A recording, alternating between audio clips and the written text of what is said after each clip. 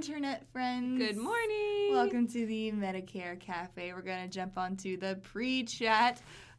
We got the Our microphone. mic's on. Okay, perfect. Welcome, guys. It is an exciting time. In fact, I know So Carrie just exciting. walked in like 2 minutes ago. She's like, listen, I have appointments right before this and right after this. I said, say less. I understand. I'm here with you. So thank That you, time of Carrie. year. 'Tis the season. 'Tis the season to Yeah. be stressed. Okay, so...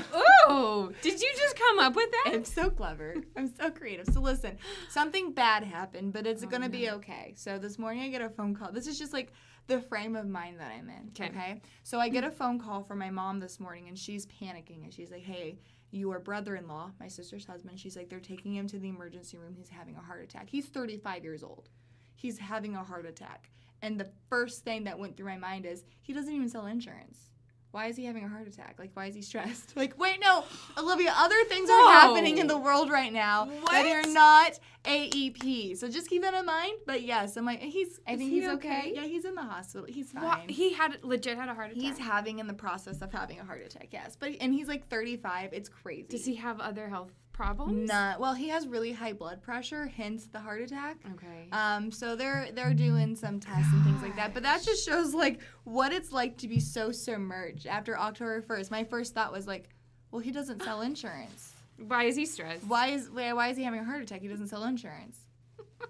I'm morphed. I am morbid. I have shifted into this crazy person that thinks You're about in the nothing. AEP dark hole. The We'll come out AEP on- darkness. On December 8th. We'll come out. I saw the light. Anyways, so that being said, I know it's 10 o'clock, but you were telling me about the Oh, my situation with this goodness. client that you're just like, everything is wrong, and I can't explain why. Yeah, my client she's brand new to Medicare, October 1st start date, and she got an IRMA bill in the mail.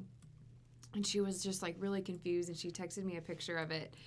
And literally every single piece on that was wrong. So she said it said on there, Part A was 0. I guess that was right. I guess that part was right. Part B yes. premium was $510. And then it said Part B IRMA was $170.10. Okay, so that was wrong. And then it said the $170 plus the $510 equals $340. So total due was $340. And so she was like, that math just doesn't add up. And then Step they one. only billed her for October and November, didn't bill December. And they normally bill quarterly. And then something else was on there. Oh, she was only charged for a Part D IRMA in October and not November. And so she was like, should I pay this? And I was like, no. I don't know what number I don't know what pay. you owe. I have no idea. So what is she going to do? Or She's going to call and straighten it out. God, what a nightmare to call 1-800-Medicare right now. I or know. like Social Security. I know. I was like, you're going to have some high wait times. Now, this is me being a dumb person. Can she do any of that on mymedicare.gov? Is like look at the breakdown of like her premiums and IRMAs and stuff? If she had a mymedicare.gov account, would she be able to at least like see what they're trying to say versus She like should. a mail? Yeah. So maybe have her Look at do you, that. genius. Well, what I also told her was I said, get me your number, your adjusted gross income on your tax return. I was like, I will calculate what I think it is and see if any of the numbers equal. Yeah. It's just to see And then what we the can hell go they're from even, there. like just a starting point. Yeah. Because again, like they're doing it this month, not that month. It's like it's not even just the math. It's like there's nothing. Well, and then she was like, okay, well, yeah, you just give me the number and I'll pay that. And I was like, well, What? she was like, I trust you more than the government. And I was like, well, thank you, but let's still just wait till we get their bill. Let's just kind of figure that out. Yeah. So again, like it's just a good reminder between your client's government's IRMA, wrong sometimes. the government being wrong, my brother having a heart attack. There are things that happen outside Yes. of insurance and outside of AEP. That's right. So just keeping that in mind that people, even though it's crazy for us, our clients and stuff are just going through their own level of hell sometimes. So today, guys, for the Medicare Cafe, we haven't introduced ourselves in weeks. We haven't. So my name's Olivia Richardson. I'm Carrie Vogt. And we are the hosts of the Medicare Cafe. Like we promised, Medicare Cafe during AEP is going to be condensed and tiny, so get you guys back on your feet to be meeting with clients. Today we wanted to talk about it's T-minus 4 4 days. Now AEP did start 11 days ago. I think it started like 11 months ago. That's what it feels like. That is so true. That is so true. But technically it did start, 11 days ago. But we have 4 more days until the selling, until actually accepting applications comes. Until the big day. The big day. The big day. So, a couple of things we want you guys to keep in mind of. I have this broken down to like what we know and what we need to remember. What we know now, what we need to remember going into AEP. So first thing, what do we know? Really excited about this first one here. I'm hoping you're going to bring me lots of good updates. Hit me with the good stuff. Okay. Well, updates first. Let's jump into some Medicare Center updates. So, number one, the ready to sell reports I talked about last week, those have been updated. So, if your ready to sell permissions are not correct on Medicare Center, call us. Okay. We need to submit a ticket. They should be up to date. I do have a fun update that they are allowing you on Medicare Center, not Medicare app or Sunfire, Medicare Link. On Medicare Center, you do have the capability of looking at all plans, not just the plans that you're licensed with. So they did turn that back on. So you do have the ability to look at all plans on Medicare Center, not just the ones you're licensed with. So I haven't played around as much. So I'm used to using Medicare app. On Medicare Center, you can't submit an app. Well, you can't submit an app until after the 15th anyways. I mean, but right. You can, yes. You can quote and submit an app with Medicare through Medicare Center. So what's the benefit of using Medicare app? So let me just break this down because this is a really interesting conversation. Like, okay, well, I've been using Medicare app. I am going to use Medicare Center to call record, but do I need to go ahead and use Medicare Center to quote and enroll? I will just say this. Medicare app, if you're utilizing the quoting and enrolling feature, Medicare app is superior in almost every way. The information is going to be both correct on Medicare app and Medicare Center, but Medicare app will allow you to compare multiple pharmacies. Medicare Center does not. Medicare app will allow you to automatically compare to mail order. Medicare Center does not. Medicare app will allow you to go and break down the drug costs each month to see when will they enter the donut hole. Medicare Center does not. Is it just going to spit out total cost Total estimated cost. So again, I really think that the good thing with Medicare Center is that you are at the worst it's ever going to be. Because Integrity is pouring crazy resources into Medicare Center to make it the best platform out there, and I genuinely think they'll be able to do it. All these updates were coming, but with the call recording coming, they prioritize call recording. So again, this year, Medicare app for the quoting and enrolling is a superior platform. For the CRM usage, the call recording, literally everything else, Medicare Center is really where it's at. And so now if we enter a new client in there, we can see their information across all of it. No, that's my other update. So they did a one-time transfer of your contact from Medicare app. If you were an avid Medicare app user, they did a one-time migration of your client's information from Medicare app into Medicare Center. That is one time. So when did they platforms, do that? They did it this weekend. So now something to be said about that. If you had in your clients in Medicare app, if you did not have 3 pieces of identifying information, first name, last name, email address, first name, last name, phone number, it didn't transfer. So double check. If you did use Medicare app, it should be in your Medicare Center platform now. And if you're just using it for the quoting and enrolling, I'm sorry, but Medicare app is better. Do we know if after the 15th, if we can add the non-licensed plans to Medicare app? Yes. After the 15th, you'll be able to add non-licensed plans to Medicare app. They need to mess with Medicare. They are just very steadfast that they will not make that available until after the 15th. So bizarre. Yeah, I don't understand it. So if you want a chart of this, use this platform, if this, use that platform, because that's kind of neat. Yeah, it's a little flow chart. Yeah, I think we can absolutely make something like a little flow chart. The next update, we talked about a little bit about Medicare Center, again, up and running. Your ready to sell should be accurate, and you should have your Medicare app clients in there now. Next update I want to talk about is just carrier updates, just big things we need to know going into AEP this year. Did you know about the WellCare? There was an extra... Yeah, girl, we're going to talk about it. You can talk more about it. Well, I'm glad I got Here's the problem. Oh, no. We're talking about WellCare. And WellCare is famous for sending out accidental or error messages that apply to nobody, but they're like, oh, we sent this on an error, sorry. And Don't so tell me that was just an error. it wasn't an error, but it was like the one communication that's not an error. So Oh yeah, I got now, calls. You got I mean, like they're banging the pavement, but nobody believes it because of WellCare. Gosh. So if you're getting calls and emails from WellCare, please pay attention to it. Yeah, But it went to my spam. I had to search for it. It's just, if you have a contract with WellCare, please confirm that you are truly ready to sell. If you've done the certifications, that's not enough this year. They went through basically this recontracting, and we have the whole instructions on how to do it. But if you did not like push a button to recontract, you're not going to get paid your commissions. You're writing not compliantly. You're not going to get paid your renewal. So please, please, please, if you're receiving calls, basically like the extended warranty calls, if you're getting them from WellCare, do it. Real. They're real. So that's one of them. The other one is the SilverScript Smart Plan. Or there's actually 2 updates. Obviously, you know SilverScript Smart RX, non-commissionable. It's crazy cheap. Mm-hmm. Crazy. $580. Oh, can I say something interesting about that plan? Please. So I've looked at 4 Aetna SilverScript clients that were on the $680 last year. They're like, my premium's going down $1. But I like a butt. I like a big butt. I think it's the tier 1, or maybe it's the preferred generic. Which one is it? Anyways, the tier, we'll just say it's tier 1, went up $1. Oh, so it's like really so like offsetting. Everybody's you're gonna pay.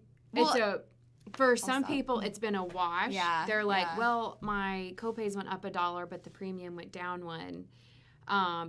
One client was like, they're just trying to be sneaky. And then other ones that they were taking like 5 different generics.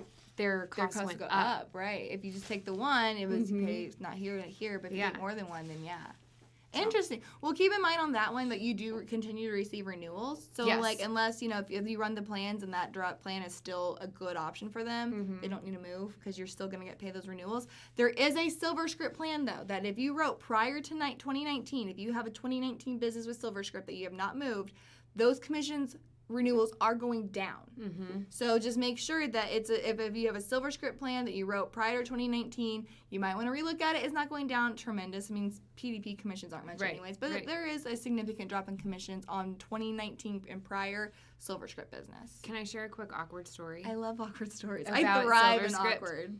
I met with a couple last week, and the wife was turning 65 in November, and he's turning 65 in January, and neither of them take any prescriptions. And so I was saying, you know, getting on that in a SilverScript, and for her, we went ahead and enrolled her in the 680, and he was like, same 2 plans for me in January, and I was like, well, this was my first time like having to really like talk about it, and I said, you know what? I was like, we can enroll you in that Aetna SilverScript one, but I said it might be one that I wouldn't be, I'm trying to think of how I phrased it.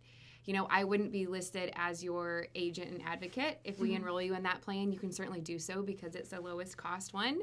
Or we can jump up to the like $11 WellCare one, and I will be your agent. And they was like, oh, we'll definitely do the $11 one. Oh, that's such a great way to handle that conversation. So such a great way. And it was just like interesting that they both That's should have like been the same situation, but it wasn't. Like on paper, be in that situation, but you're like, I will not.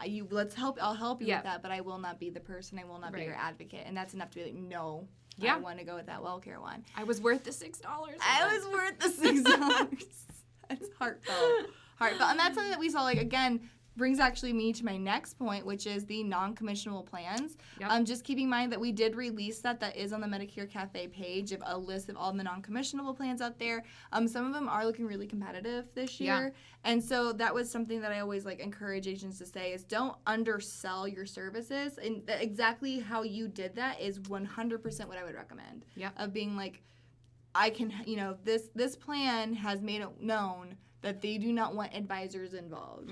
I do not feel comfortable recommending plans that I cannot help you with. So if you want to make sure that you utilize me as your advisor, which you can always focus on your value adds, but you handled that perfectly. Yeah, it was. I felt awkward because it kind of caught me off guard because I was like, I wasn't thinking how ahead. to handle this, yeah. And then I was like, listen. But wait, no. We're not going to do this one for you. Last but not least, star ratings are out, so just be aware of that. 2 things I'll make recommend. I will say looked at those they're low this year. I haven't looked at them. Super. It's the star ratings being out. I can go down a rabbit hole, but I won't take the time because these need to be short. They're lower this year than what they're usually been. There's actually a bunch of lawsuits going out right now against, like, Anthem is a big one that's being investigated right now. UHC's in an investigation. And again, but it's basically saying, like, not fraud, but, like, they were overcompensated on certain things, undercompensated on others. Nobody reported it. But just know that, like, star ratings are out. They are lower than normal. In fact, what's that plan? It's a PDP plan that was direct to consumers. Now it is Clear Springs PDP. They're at a 1.5 star rating for the second year in a row. So can Medicare, like, kick you out after such low star ratings? After 3 years of having a less than 2.5 star rating, then one, Medicare may cancel the plan, may cancel that company, and 2, clients are given an SEP to get into a new plan, but it's a non-agent SEP. They have to call Medicare to use it. Oh my gosh. So if you're looking at that Clear Springs, that's year number 2. There's like another one. It's super rare that happens. There is another plan right now that is in that SEP. They got a less than 2.5 star for the 3rd year in a row. It's a regional plan. But it does happen. And like I said, Clear Springs is on their 2nd year of being less than a 2.5 star. That's crazy. And that's just their PDP. So I feel like I should know this. It's not who administers those star ratings. Is it CMS? It's not AM Best, right? No, it is CMS. Okay. It is CMS, but it basically is done by a bunch of, like, surveys between clients and providers. So with the providers and the clients basically complete these surveys that will basically score these star ratings. Okay. And so what a 1.5 star says is that providers have terrible luck with them, clients have terrible luck with them. Dang. So that's why star ratings are important. You do have to mention star ratings whenever you are doing a presentation in order to do a compliant sales presentation. But just some things to keep in mind that some plans, honestly, most plans didn't score as high as what they normally do this year. And you don't know why, or you have theories? I have theories, but that's a rabbit hole. Okay. We just don't have time. Do you have your text? We don't have our text line now. Let me look at my text line. Oh, no one wants to talk to us. No one wants to talk to us. If you do have questions, comments, concerns, threats, or promises, you can text us or write the comments here. Kim just said that's great info. They just came into my area as one of the lowest plans. Just be careful about that, guys. I'm never gonna say don't write that plan. Yeah, but the Clear Spring, you mean, came in as one of the lowest ones, and the star, that's 1.5 stars. I didn't realize that either. Can you download the star ratings and insert with your presentation? Yes, you should. Yes.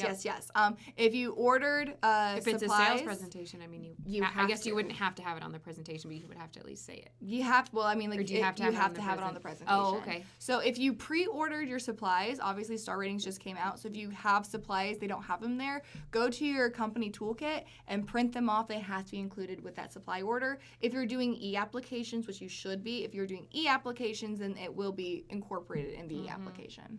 But yes, you can download them and include them in them as an insert.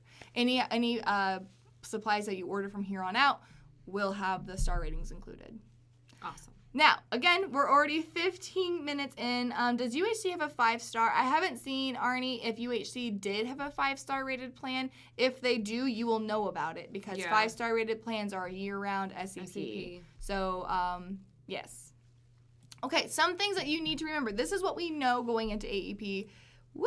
Things that you need to remember. Number 1, do the HRAs, do the VBEs. The money adds up crazy. And guys, if you're doing Humana, they have an extra step to get certified with even do their HRA. Oh, I didn't know that. So good to know. What's that extra certification and they look call like? Is it just like a test?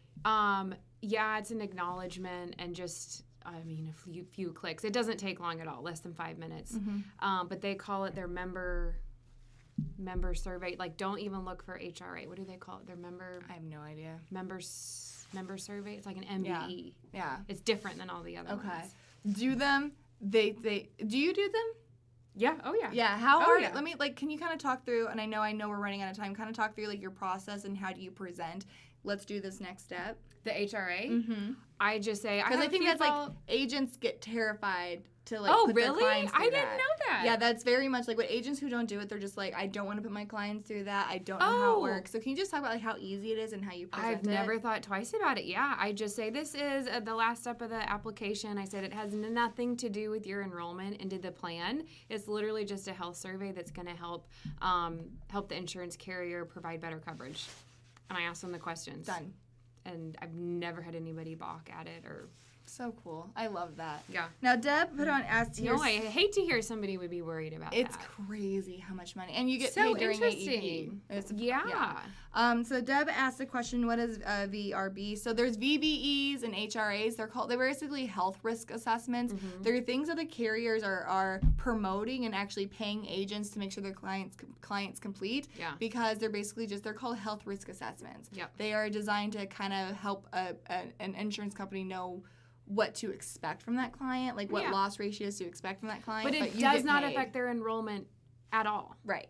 For sure. It's literally just a survey. Just a survey. Yeah. The next thing on here I want to talk about is just, again, because you don't receive commissions during AEP, please make sure, guys, that you are cross-selling your hospital indemnity plans, things like that. You have to bring them up. You have to bring it up. You cannot wait for your clients to ask a question about, well, what about these out-of-pockets? What about cancer? What about this? Mm-hmm. They will not ask about it because they are expecting you to tell them what they need to know. Yep. So please, please, please, please, please bring up cross-selling. It's better for your client. You get paid for it. It's better residuals and better, what's it called whenever loyalty? What's it called? Loyalty. Loyalty? What's it called whenever your people won't leave you? It starts with an loyal? R, and it means retention. Retention. It's better for retention. Number 3, I want to address really quick, guys, that $35 Thank insulin you, Brad. cap. Member care assessment. Member care assessment. That's what Humana calls it. Yes. MCA. Oh, yeah, and Brittany mentioned on here, Brittany, who is our key partners, director of key partnerships, said Anthem is also having to resend all their supplies due to the formulary being wrong on the paper supplies. Never. What a nightmare. Don't use a paper formulary because it'll be changed by the time. Do people do that? Yeah, still. No way. I can't tell you how many times like, hey, can you get me a paper provider list and a paper formulary? By the time you print it off, it'll be wrong. It'll be wrong. So again, really quick on the insulin, I know Deb mentioned on here that there are some plans that are not capping at insulin. I will tell you this, traditional insulin, they have passed it. Insulin is capped at $35. Starting in 2023. Yes. Yep. Now that's going to look really weird on Medicare Center, Medicare.gov, Medicare app, because when you run the prescriptions, I know we did a video on this on Medicare Cafe. When you run the prescriptions are still going to show, because again, true out-of-pocket, the true op, is still calculated off the retail price, right? So when you look at when you compare them on Medicare.gov, the price is not going to say on Medicare.gov, Medicare Center, Medicare app, the price is not going to say $35. The price is going to show the retail value of the cost because that's what they have to use to calculate the true out-of-pocket. So what you have to do if you're using a client that uses insulin, step 1, run it so you can identify what the true out-of-pocket is and run it with the insulin to make sure that you're on a plan that has that insulin in formulary. Yep.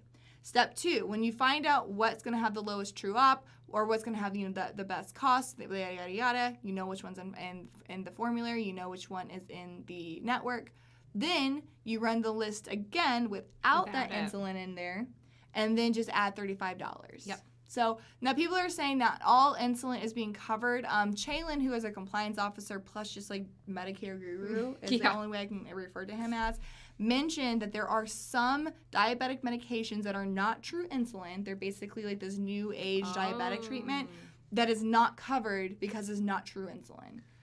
So if people are saying their diabetic medications or their insulin's not being covered, it may not be a traditional insulin. But like traditional, just like Mary asked. Yes. The traditional injector and all of that, $35 cap. Surely we can find a list of which insulins are covered. There's got to be a list out there. I know, I will see if either Clayton or Ben can post. Shaylin did a great job of saying, like, these are the common brands that are under this new style of insulin that's not going to be covered. Oh. We'll post that to the group. Okay. Because that is super helpful. He kind of went through a list of, like, most commonly prescribed brands that are the new type of insulin that's not capped at the $35. Okay. Yes, Mary, we'll put that list in the Medicare Cafe group. Yep, perfect. Okay. We did miss a question from Terry. There are 2 parts to ratings. Do they fall in both or the overall? I don't understand. I am not following that one either. Terry, if you don't mind, parts, elaborating, are the new types on the formulary. If they're covered, that new type of prescription is covered. It's not going to be a tier 1. Cap. Yeah, it's not going to be a tier 1, and it's not that 35 cap for sure. The last thing I have on here was just the potential, the COLA increase. So just so you guys know, they did announce this, I believe, yesterday that they are anticipating, even though the Part B didn't go up, you know, they're still anticipating. Usually Part B is, our COLA is a lot of times calculated off of the Part B premiums, even though they're still expecting about an 8.5% increase in COLA. Wow. Last year it was 5.3%. And which was the highest in 40 years, and now they're expecting about, that's not announced, that's not official, but that's what they're estimating, is about an 8.5% COLA increase this year. That's crazy. Not being eaten up by a Part B increase. Usually, like, when COLA goes up, Part B goes up almost the exact same amount, so it doesn't, they cancel each other out. It's a wash. It's not happening this year. So I'll believe it when I see it. I think that's fair. So, anyways, Any guys. other questions? Let me look. I don't see. Another word is persistency. When I was trying to come up with retention. Persistency rate. I think that's like the industry accepted terminology, but I am anything but industry accepted. Both Anthem PDP plans are non-commissionable on the table SMS sent. I do know Anthem has a nasty habit of not telling people about their non-commissionable plans. So just keep that in mind. Again, senior marketing specialist, we did send out a table. I remember my first year, I enrolled a lot in Anthem PDPs, and I just didn't know. It's just kind of nasty habit of it, and they don't tell you. Now, the only way that we even figured out, like, hey, like, this was 2 years ago. The only way that we figured out, like, hey, this looks weird. Why is this not?